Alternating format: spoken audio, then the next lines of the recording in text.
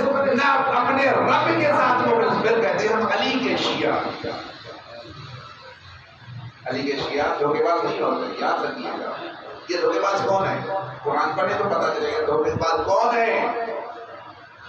یخادعون اللہ والذین آمنوا وما یخدعون الا انفسهم وما یشعرون۔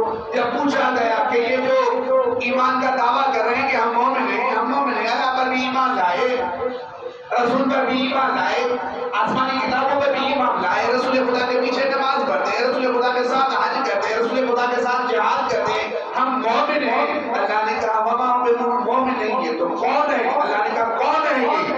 مومن نہیں ہے تو کون ہے؟ اللہ نے کہا یخادعون اللہ، یہ دھوکے باز ہے۔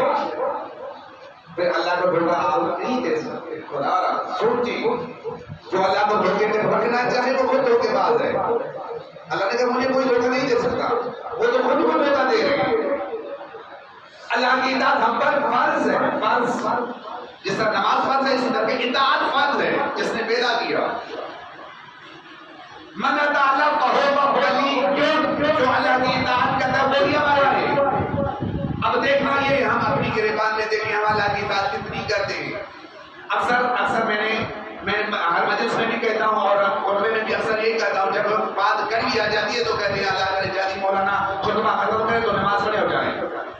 لیکن ہر کی بات میں بھائی مجھے کرنی ہے، آپ نے سنی ہے، یہ جمعے کا دن ہے، موقع مجھے دیتے ہو بھائی تو مجھے آپ بلواتے نہیں ہو۔ باقی جو مجلسیں ہوتی ہیں محافل ہوتی ہیں کسی اور علماء کو دعوت دیتے مجھے نہیں، کیونکہ یہاں بھی مجھ سے سنو گے تو وہاں بھی مجھے سنو گے۔ اس وجہ سے کیونکہ میں مجلس میں بلاؤ گے مجھے یہی نصیحت سنتے ہو، کیونکہ میری گریبان میں امام زمانہ کا ہاتھ ہے، جو امام زمانہ